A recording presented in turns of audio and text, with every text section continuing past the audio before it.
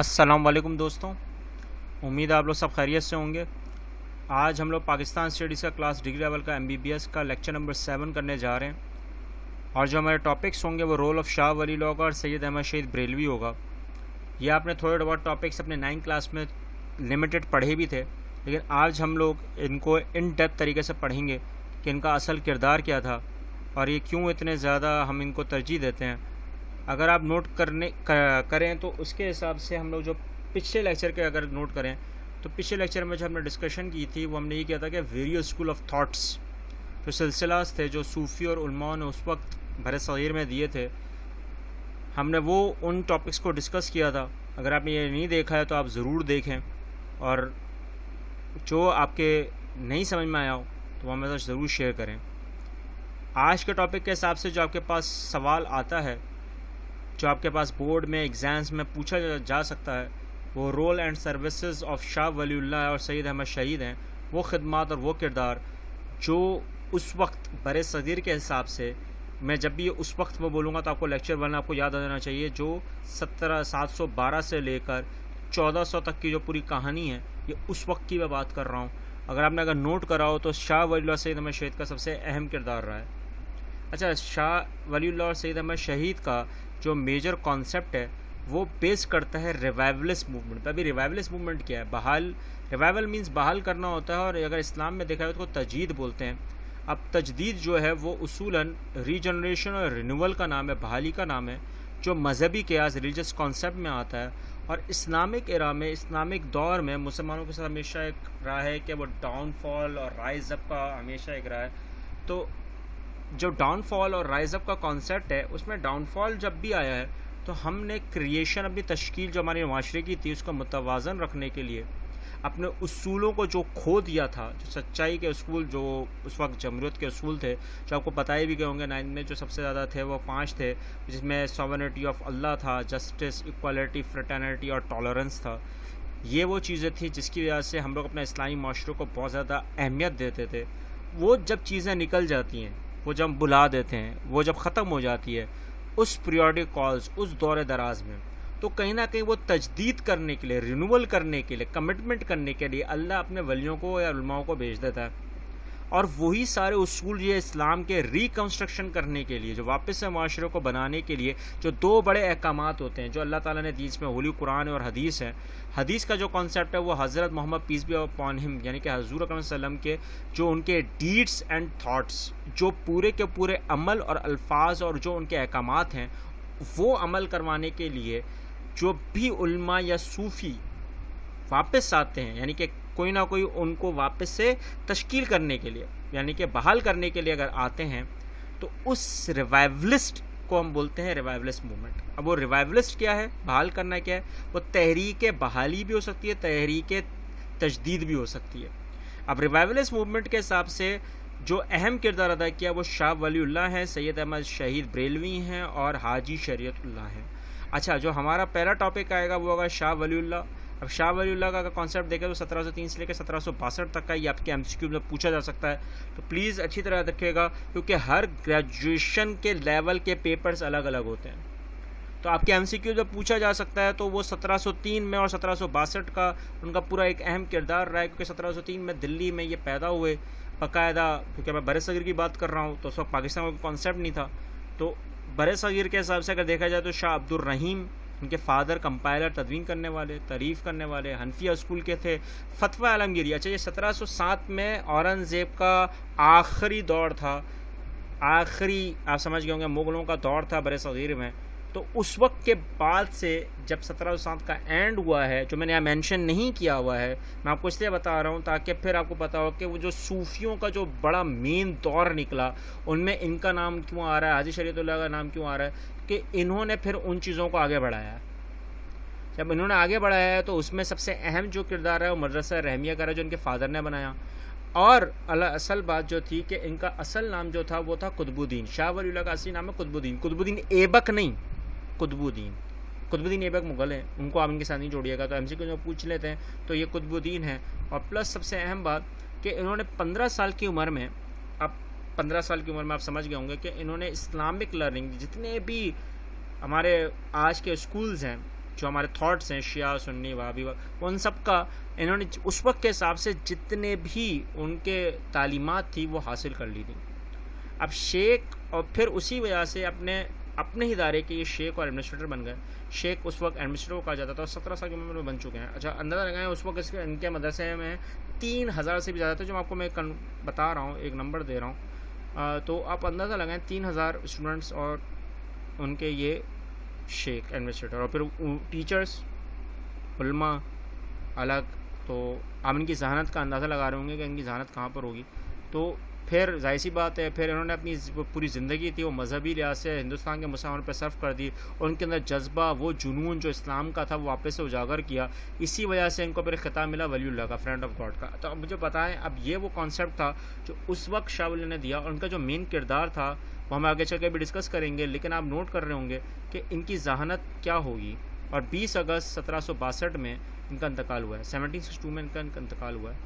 تو کچھ نہ کچھ تو ہوں گے نا. تو شاہ ولی اللہ کا کردار آتا ہے. شاہ ولی اللہ کے کردار میں سب سے اہم جو آتا ہے, انہوں نے شعور دیا تھا اس وقت, اویئرنیس کی تھی مسلمانوں کو, جٹ سے مراٹھا سے مل بیدار ہو گئے تھے, تو ہم ان کے ڈوب گئے تھے. تو وہ تو ایک ہمیشہ ہی رہا ہے, تو اس میں تو میں کچھ بولوں گا نہیں. تو اچھا پھر لیٹرس انہوں نے لکھے, خط لکھے تھے اس وقت کے رولرس کو, جو جازی بات ہے برِ صغیر میں مسلمانوں کا رواج ختم ہو رہا تھا, تو کیا کیا ہے, کیا کیسے انہوں نے خط لکھے, کن کو لکھا, وہ ڈسکس کریں گے ہم.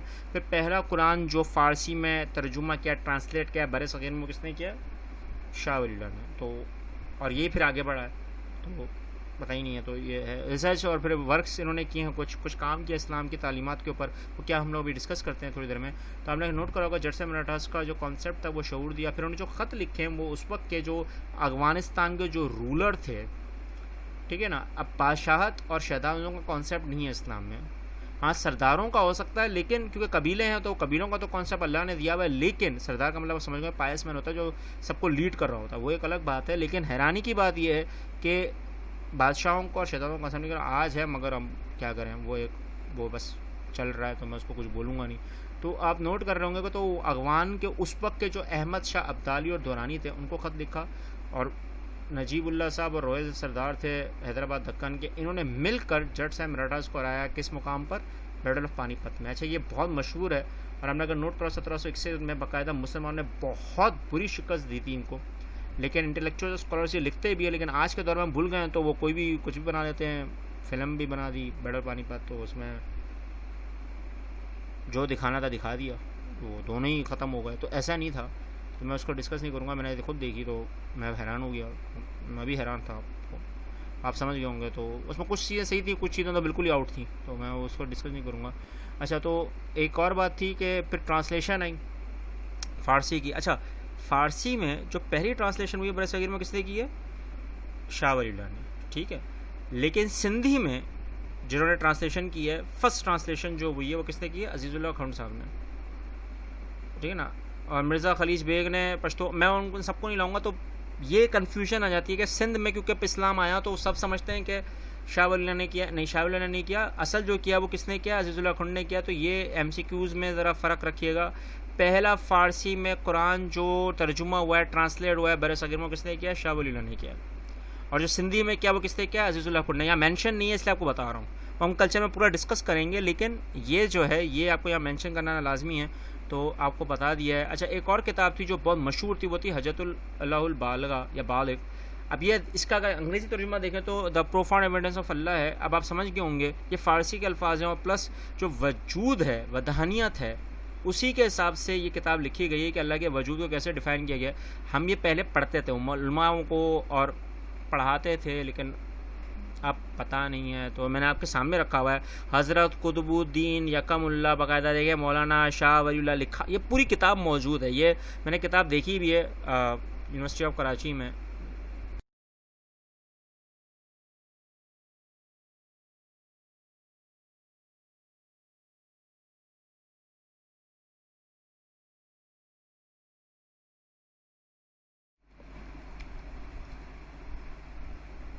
تو آپ سمجھ گئے ہوں گے کہ یہ تھا, تو یہ کانسیپٹ رہا, لیکن ہم نے اپنے ذہن سے نکال دیا. اچھا اس کے بعد جو سب سے اہم چیز لکھی تھی وہ تھی تفسیر تھی. تفسیر میں اگر آپ نوٹ کریں تو قرآن جو ایکس جینیسس جو سمری دی تھی وہ کس نے دی تھی, شاہ ولی نے دی. اور جو فقہ کا کانسیپٹ تھا، جو اسلامک جورسپروڈنس کا کانسیپٹ تھا، یعنی کہ قانون سازی کا اسلامی کا، وہ کس نے دیا؟ شاہ ولی اللہ نے دیا۔ اب یہ وہ کانسیپٹ تھے جو اس وقت کے حساب سے شاہ ولی اللہ نے دیے، لیکن ہم تو بھول گئے تو ہم پتہ نہیں ہے۔ اچھا، پھر آتے ہیں سید احمد شہید بریلوی۔ اچھا، ان کا جو کانسیپٹ تھا، ان کا جو تصور قیاس کیا جاتا ہے وہ کیا ہے؟ وہ 1786 میں پیدا ہوئے لکھنؤ میں رائے بریلی کے مقام پر۔ 1806 میں یہ دلی، کیونکہ اب ان کے فادر کا انتقال ہوا تو ابھی کہاں نکل گئے؟ مدرسہ رحمیہ۔ اچھا، مدرسہ رحمیہ نکلنے کے بعد پھر یہ 18 سال کی عمر میں باقاعدہ کس کے پاس جاتے ہیں؟ شاہ عبدالعزیز، جو شاہ ولی کے بیٹے ہیں، جو اس وقت مدرسہ رحمیہ چلا رہے تھے۔ اور آپ نے اگر نوٹ کرو تو انہوں نے قرآن اور حدیث میں بڑا عبور حاصل کر لیا تھا، لیکن ان کے ساتھ ایک چیز تھی، وہ یہ تھی کہ یہ زیادہ اسکالرزم، یعنی کہ زیادہ بولنے والے یا ڈلیور کرنے والے شخص نہیں تھے، یہ مین آف ایکشن تھے۔ تو انہوں نے کیا کرا ہے کہ انہوں نے عبدالعزیز کو لیفٹ کیا 2 سال میں، دلی کے مقام پر واپس آیا تو انہوں نے قرآن اور حدیث کا تھوڑے بہت فارسی میں انہوں نے اپنے آپ کو آگے بڑھانے کی کوشش کی، لیکن 1810 میں یہ کہاں چلے گئے؟ عامر خان کے پاس چلے گئے، جو اس وقت پٹھان ملٹری لیڈر تھے یہاں کے حساب سے۔ اب سید احمد نے زیادہ تر جو تعلیمات حاصل کی وہ یورپین ویپنری کے اوپر کی، عامر خان کے ساتھ مل کر۔ اچھا، عامر خان یہ کوئی غزنی یا وہ دنگل والے نہیں ہیں بھائی، تو یہ ایسے کامنٹ بھی آ جاتے ہیں بچوں کے۔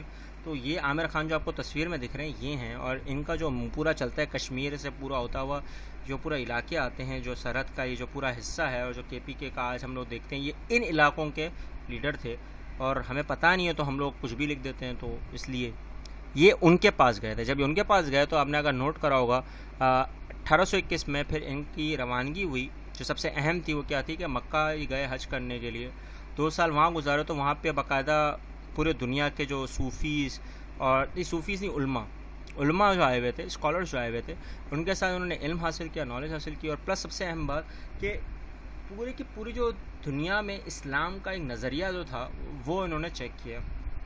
اب مڈل ایسٹ یہ سب کانسیپٹ تھا، لیکن حیرانی کی بات یہ ہے کہ یہ کانسیپٹ برِ صغیر میں اس لیے اتنا مشکل سے آ رہا تھا کیونکہ اس وقت ہم لوگ بٹ رہے تھے، اور آج تو بالکل ہی بڑھ چکے ہیں۔ تو یہی وہ میجر تھا جو ہم نے قرآن اور سنہ کی جو احکامات تھے، جو اہم چیزیں تھیں، وہ آج ہم نے بھلا دی ہیں۔ اس وقت ان لوگوں نے واپس سے اجاگر کرنے کی کوشش کی۔ جب اجاگر کرنے کی کوشش کی تو سید احمد شہید کا جو میجر کانسیپٹ آیا وہ آیا سوشل اور ریلیجس ریفارمز کے اوپر، یعنی کہ مذہبی اور سماجی اصلاحات کرنی تھی، کس کے حساب سے؟ اسلام کے حساب سے۔ 1823 میں صرف انہوں نے ایک ہی چیز نوٹ کی کہ ہم لوگ اتنا ڈیلیور نہیں کرتے، تو وہ ایک چیز کا کانسیپٹ میجر آ گیا تھا، دیٹ از نون ایز جہاد۔ اب جہاد کا مطلب جب بھی ایک ورڈ آتا ہے تو ہم سوچ لیتے ہیں کہ وہ بس جنگ ہوگی، لڑائی ہوگی یا خون خرابہ ہوگا، لیکن جہاد کا اصل ورڈ کے جو معنی ہیں، وہ جو ہم لوگ اصل جو بیان کرتے ہیں وہ ہوتا ہے اسٹرائیو ٹو اسٹرگل، جد و جہد کرنا، اور جد و جہد کا مطلب ہوتا ہے پہلے اپنے آپ کو مارنا، یعنی کہ پہلا جو میجر ہے جہاد کا وہ آتا ہے جہاد نفس۔ تو وہ پتہ نہیں، شاید ہم لوگ پتہ نہیں کہاں سے کہاں نکل جاتے ہیں، تو اپنی نفس پہ تو کنٹرول ہی نہیں ہے، تو مجھے تو خود بھی نہیں ہے۔ میں اپنی مثال دے دیتا ہوں، میں کسی اور کی مثال، ہم گالیاں بھی بول دیتے ہیں، ہم جھوٹ بھی بول دیتے ہیں، پتہ نہیں کیا کیا برائیاں کر جاتے ہیں، تو وہ میں مانتا ہوں وہ میرے اندر ہے۔ میں اپنا آپ سے شروع کروں نا، اپنی اصلاحات کروں گا تو پھر دوسرے کی اصلاحات کر سکتا ہوں نا۔ بہت کوشش کرتا ہوں کہ نہیں ہو، لیکن پھر بھی ہو جاتا ہے۔ تو یہ انہوں نے کانسیپٹ دیا اس وقت مسلمانوں کو، جب اس وقت دیا تو انہوں نے پھر کیا اس تحریک کا نام دیا، وہ تھا تحریک مجاہدین۔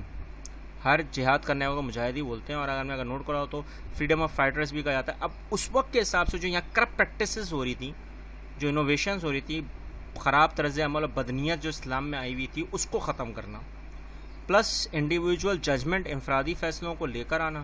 صوفیزم کا تو کانسیپٹ ہی بالکل ہی آج تو بالکل ہی اب تو بالکل ہی ختم ہی ہے، لیکن حیرانی کی بات یہ ہے کہ وہ اس لیے ختم ہے کہ ہم نے بلا دیا ہے۔ اب وہ اندرونی علاقوں میں کہیں مل جائے تو مل جائے، ورنہ تو شہروں علاقوں میں تو بالکل ہی پتہ چل، وہ ہم لوگ خود اس کو کریٹ کر دیں تو ایک الگ بات ہے۔ ایک یہ ہو گیا۔ پھر پولیٹیکل سپیورٹی ہے، سیاسی عظمت، مسلمانوں کا اس وقت سیاسی نظام بالکل ختم تھا، آج کے حساب سے رکھنا تھا لیکن بھول گئے۔ تو یہ وہ چیزیں تھیں جس کو ہم نے دیکھنا تھا۔ پھر مہاراجہ رنجیت سنگھ جو اس وقت کے تھے، وہ 1826 میں اکورا کے مقام پر پہلی جنگ ہوئی سید احمد کے ساتھ، ان کے ساتھیوں کے ساتھ ہوئی، اور ساتھیوں کے ساتھ اگر آپ دیکھا جائے تو پھر اس میں مہاراجہ رنجیت سنگھ یہ سب سے اہم ہے، اور پلس ہزاروں میں دوسری جنگ ہوتی ہے مہاراجہ رنجیت سنگھ کے ساتھ، اور اس میں مسلمان اگین ڈیفیٹ کرتے ہیں کس کو؟ سکھوں کو۔ اور سکھوں کے حساب سے اگر دیکھا جائے تو اس وقت سکھوں کو اراج راہداری کوتارپور، سنگ از کنگ اور سنگ از بلنگ، جو بھی ہے ایکس وائی زی چل ہی رہا ہے، اور ہم لوگ اپنے ماضی کو بھول گئے تو مستقبل کا کچھ پتہ نہیں ہے۔ تو یہ دوسری جنگ تھی۔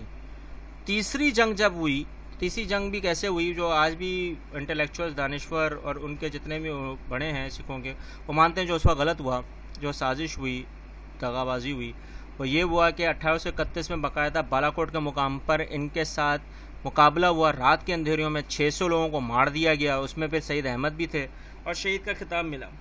اب یہ بیک اسٹیبنگ تھی جو ہمیشہ ہوتی رہی ہے مسلمانوں کے ساتھ، تو اس وقت بھی ہوئی، اور آج تسلیم نہیں کرتے۔ جب تسلیم نہیں کرتے تو پتہ نہیں، جب پتہ نہیں ہے تو یاد نہیں ہے، جب یاد نہیں ہے تو بھلا دیا، اور بھلانے کے بعد اگر نوٹ کراؤ تو ان کا باقاعدہ بالا کوٹ میں ڈسٹرکٹ منصیرہ جو آتا ہے پاکستان کے اندر ہی، تو اس میں انہوں نے امیر المومنین کا، کمانڈر آف دا بلیورز کا خطاب حاصل کیا، شہید کا خطاب حاصل کیا۔ 1831 میں ان کو شہید کیا گیا۔ اب ہمیں یہ پوری پاسٹ ہے ہمارا، یہ ہمارا پورے کا پورا ماضی ہے جو ہم نے مستقبل میں کھو دیا ہے بالکل، تو ہمیں پتہ ہی نہیں ہے، ہمارے بچوں کو نہیں پتہ، بچوں کیا بڑوں کو نہیں پتہ، تو بچوں کو کیا پتہ ہوگا، تو اب بھلا دیا سب نے۔ تو یہ وہ چیزیں تھیں جو ہم لوگ کو یاد رکھنی تھی، اور ہم اسی سے سیکھتے آگے بڑھتے۔ اب وہ اس لیے بھلا دیا، پڑھا نہیں اور سمجھنا نہیں، سب کوئی بولتے ہیں جھوٹ ہی ہے۔ حیرانی کی بات یہ کہ پوری دنیا بولتی ہے کہ مسلمانوں نے اپنے آپ کو کتنا بہترین رکھا ہوا تھا، آج جھوٹ بولتے، تو وہ ہے، وہ چل رہا ہے۔ تو اب آپ نوٹ کر سکتے ہیں کہ اسی چیز کو، اگر آپ کو کوئی چیز سمجھ میں نہیں آئی تو شیئر کریں، کامنٹ کریں، اور اگر جو چیز سمجھ میں آ گئی وہ بھی ہمارا شیئر کریں، کامنٹ کریں، اور ان بچوں لوگوں تک پہنچائیں جن کو ان کی ضرورت ہے۔ ملتے ہیں نیکسٹ لیکچر میں، اللہ حافظ۔